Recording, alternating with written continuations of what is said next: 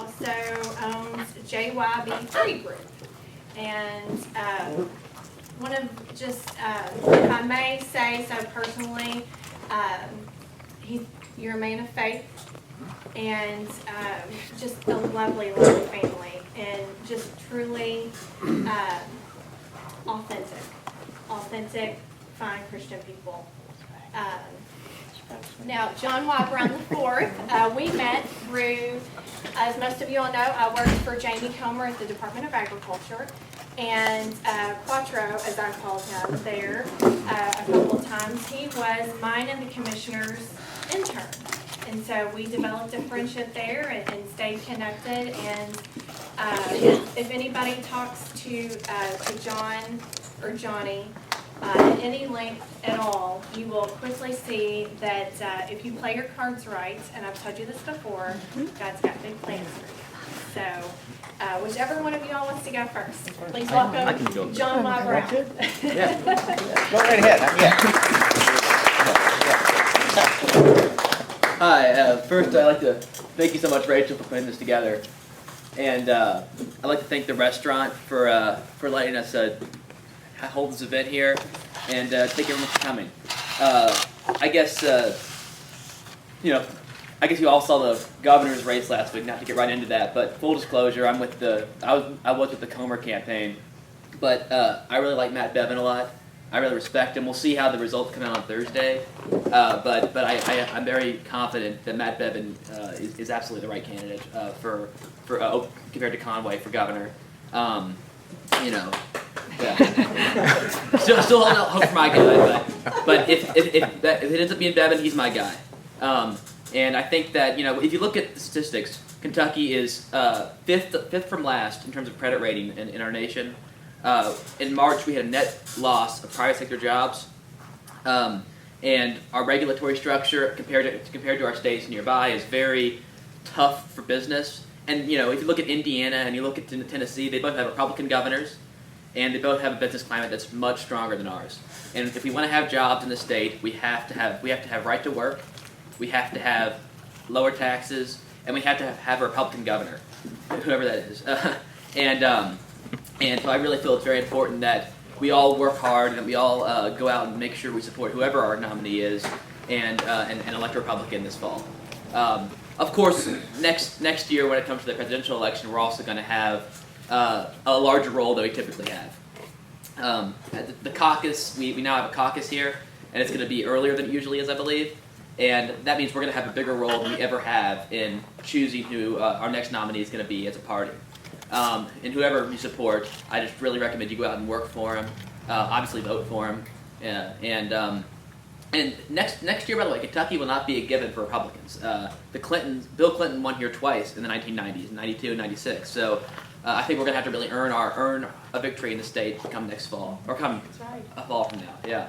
And I think we'll pull it out. But whoever our nominee, I think that we'll have to work hard to do that. Just very briefly, what my story is. I'm the fourth, as Rachel said, and I came from 4 generations of Democrats.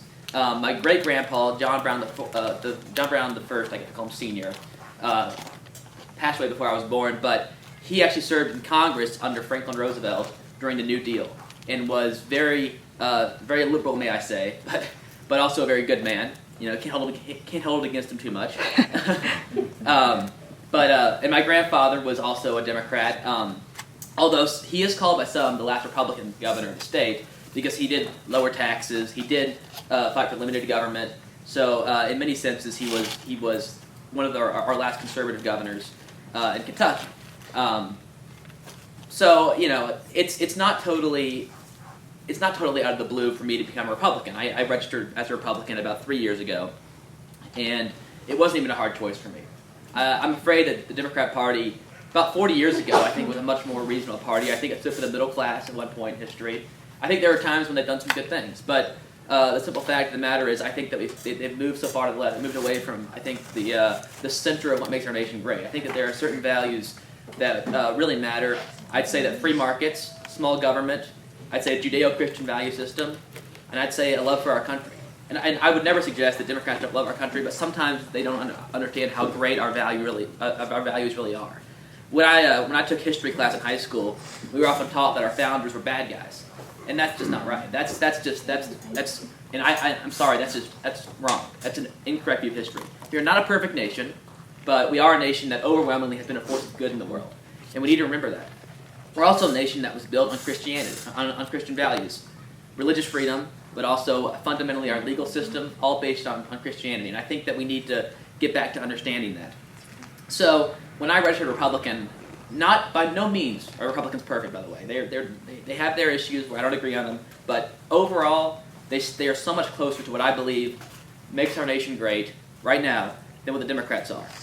And I think that we really have a lot to fight for. I think we're at a crossroads right now as a nation. I think that whoever you support, it's not about the party, by the way. It's about getting things done. It's about creating jobs. It's about fighting for our values. It's about fighting what can be a very dangerous world. It's about standing up for our laws, enforcing for instance immigration. We need to enforce our immigration laws, which not everybody always stands up for. So, on issue after issue, I think it's so clear that not everybody here may not be conservative, but I think we're all on the right side of history here. I think that we're all doing the right thing, and I think that I really appreciate you all coming out here. I just wanted to give a brief speech before any questions, so yeah. If anyone has any questions, I'd love to answer. You're 21, John? That's right.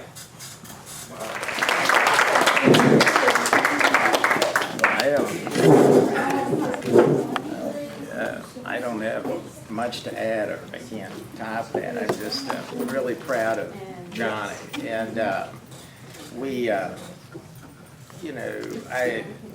I guess I knew at an early age. I mean, he's very strong-willed, I think was the way they describe children like Johnny. They would be stubborn but strong-willed. But he's always had his own mind and his own ideas, and he wouldn't, back down from them. And I have great respect. He's a man of conviction. And, we joked some when he was really young, I guess, 2000, that would have, you would have, I guess, when you were 6, when the Bush-Gore presidential race was going on, and Johnny was just starting to ask about politics, and he said he liked George Bush more, and I asked him why, and he said because of the cowboy boots, and he let people play with guns, which is, some of the mothers, Johnny's friends, weren't letting them play with toy guns, and he just, that was wrong, I remember he was about 12, and I made the mistake of trying to put some spyware on his laptop, and never worried about trying to, but parents were doing that, and I was tracking it, and he was going to some gaming sites, but then he was going to Glenn Beck and Rush Limbaugh,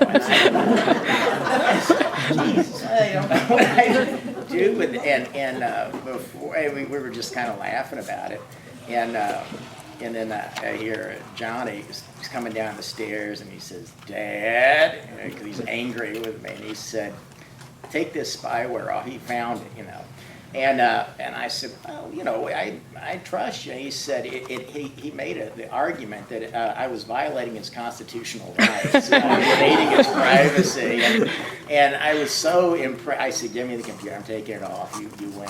And he's.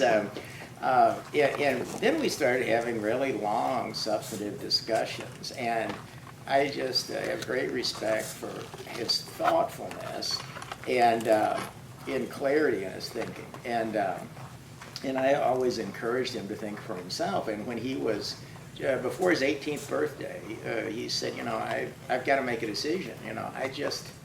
I'm going to register. I'm excited about being able to vote. I know you're a Democrat, granddad's a Democrat, but I said, I don't know what to do. I feel like I'm a Republican. I said, well, then the choice is easy, and he said, well, what do people think? And we were sitting in my office talking, and I said, well, the legacy you have from your great-grandfather, and hopefully me, is to be true to yourself and be independent-minded and to try to contribute something in the world. And if you aren't true to yourself, you're violating that legacy. It's not about being Democrat or Republican.